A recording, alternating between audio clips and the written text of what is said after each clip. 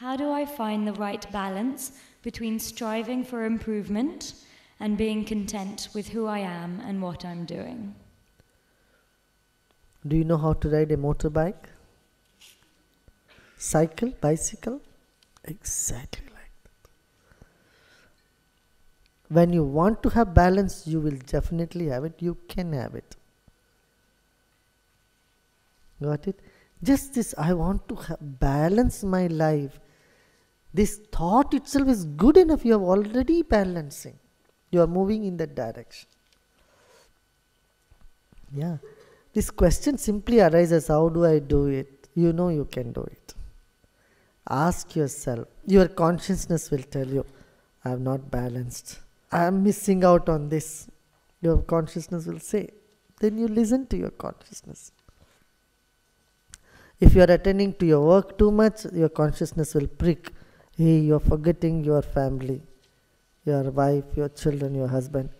Then you say, okay, you attend to them. If you are attending too much, immersed so much in the family and forget about all other things, then your consciousness will prick.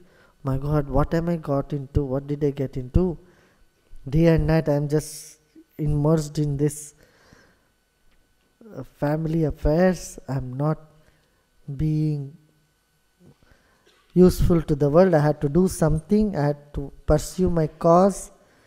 I had to do justice to my work. That mind will prick. Then you do that. But this wanting to keep balance in life, that very thought is good enough. It's like the fuse in the electrical system. You know the fuse in the electrical system? Whenever the electric current surges too much, the fuse will break and save everything else. Like that, that little amount of guilt must be there. Like the fuse in the system. You don't justify your work, but that little bit is okay to have, like the fuse in a electric. You know about the electrical system? In all that electrical board, there will be one small box called fuse. So whenever there is imbalance in current, the fuse will burst and save the rest of the electrical system.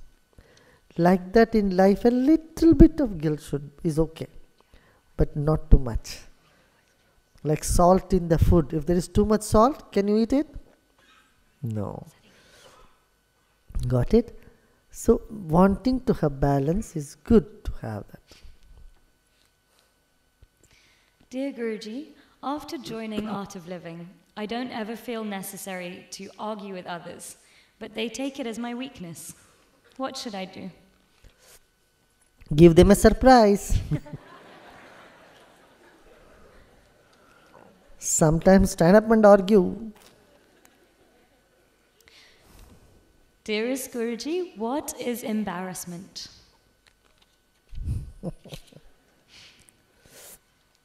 Do I have to tell you what is embarrassment?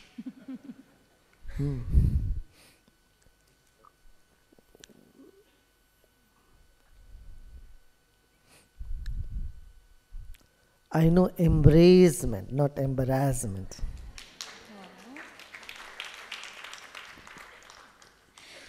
Could you please talk about how one creates his own... If you can embrace the embarrassment, nothing can shake you.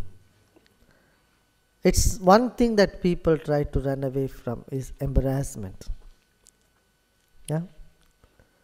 Criticism. A mild form of embarrassment is a mild form of criticism.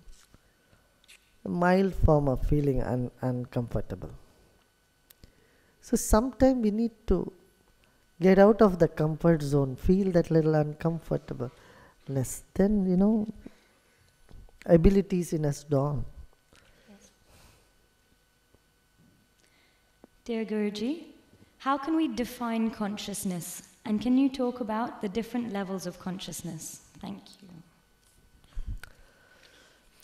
Consciousness is what is, what was and what will be.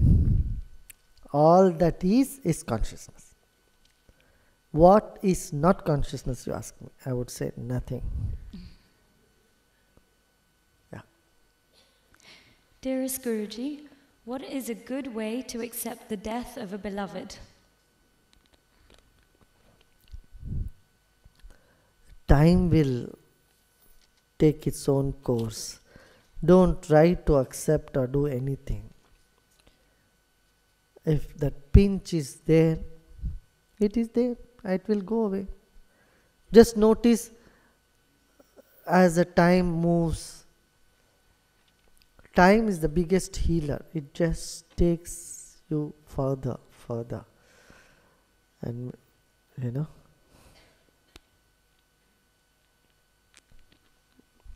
so don't try to do anything.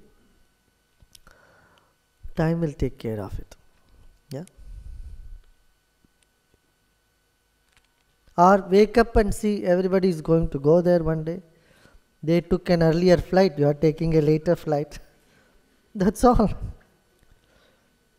So when some people who have gone already, tell them few years later, I'll meet you there. See you. You can say bye for now.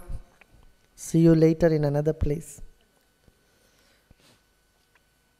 Yeah. Are all relationships based on previous karma?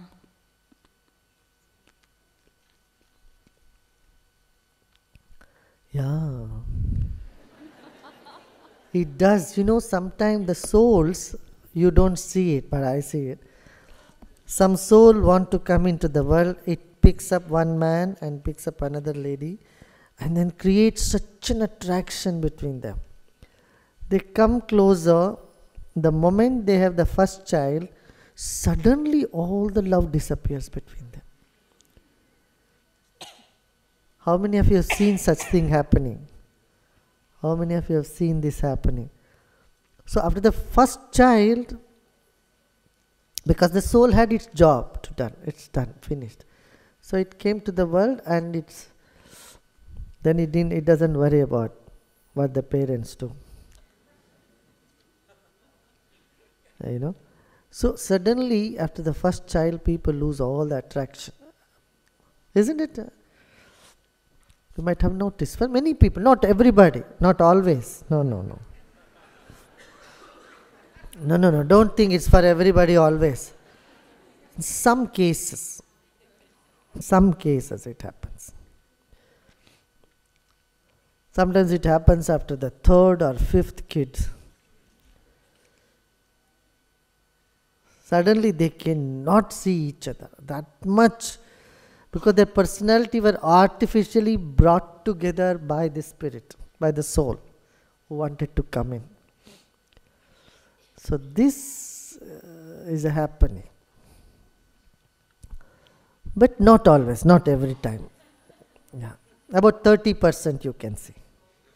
And they definitely end up in divorce. These cases. Because they don't match at all. Nothing matches in between them. And suddenly one realizes, we thought we are soulmates for life. And what happened suddenly? All that you came out of that bubble, and suddenly you encounter, that person is totally different, I am totally different, we can never match together. This thing comes up. Yeah. But life is like that. Friends become enemies, enemies become friends. How many of you have this experience? For no reason, a good friend suddenly became your enemy. You haven't done anything bad to them, nothing at all. Suddenly they started behaving like your enemy. Isn't it? How many of you had this experience? Raise your hand. So almost everybody has this experience. You wonder why they are behaving like this. I did only good to them. Similarly, there are people, you have not done any good favor to them. They have helped you a lot. They have become your good friends. How many of you had this experience also? You haven't done anything good to them, but they have started doing good to you. So, friends are enemies. It doesn't matter. Your life runs by a different law of karma. That's why put them all in one basket. Because your 10 years of your friend can become an enemy anytime, and your enemy can become a big friend to you anytime. It all depends on you and only your karma.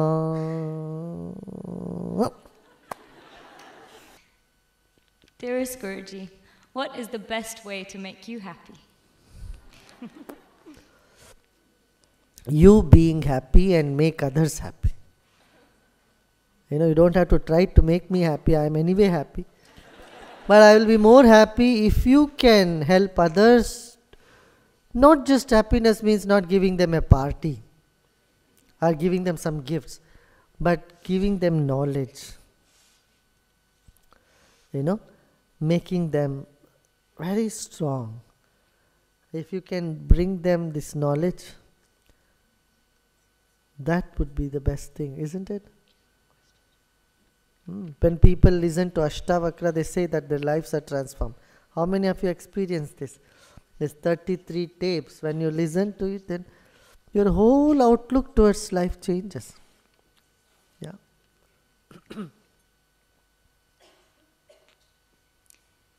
Dear Guruji, it would be wonderful to have our children grow up happily in this sometimes difficult world. What can we give them beside lots of love when they're still too young for meditation? No, just play with them. Don't try to be a teacher all the time and start teaching them. Learn from them. Respect them, learn from them. Just play with them. Don't get too serious with kids. Yeah?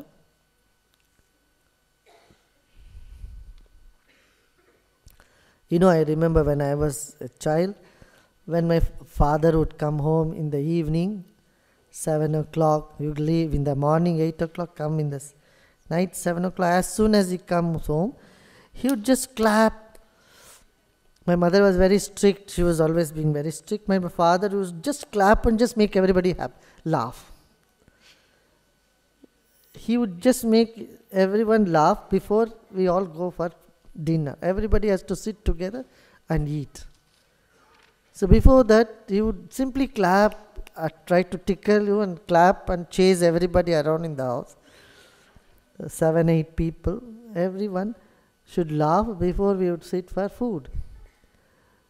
The children should be, always don't go on teaching them always. Just celebrate with them, play with them, sing with them. This is the best thing. Otherwise, you always take a stick and say, don't do this, don't do that, don't do da. That is no good. I feel you should play with them more. And then you can tell them stories sometime. We used to hear a lot of nice stories. Every day one story. So it's good to bring up children that way, with values. If you tell them nice, interesting stories, they will not just glue themselves to the television and sit there all the time. It's good that parents sit with children and tell them a story, and give them a moral. That quality time of 1 hour, even if you spend, or half an hour you spend with your kids, is good enough. Don't stifle them sitting with them for 4, 5, 6 hours with your kids. The quality time, 45 minutes, 1 hour you spend with your kids, should be very interesting. They should look for that time to sit with you and listen to story. So that human touch is needed. Today children, from the morning they wake up, they sit like this, non-participatory witness in front of the screen. Children sit in front of the television, they go on surfing the channels, and then mother comes, hey, come for food, come for breakfast, come for, and then they just don't move. Sometimes mother has to bring their breakfast in front of the television. This type of culture is no good. Not more than 1 hour of TV should be shown to children. You should limit that time. Otherwise, children have this attention deficiency syndrome. The brain gets so bombarded with all these images, it fails to register anything else. We cannot attend to anything. Dear Guruji, I have no family. What can I do to feel less alone? Come on, I've given you such a big family. A world family, a true family, family which really cares for you. Yeah. Never think you have no family. I am your family. Okay? That's why I come for Christmas every year and New Year here. Why should I come otherwise?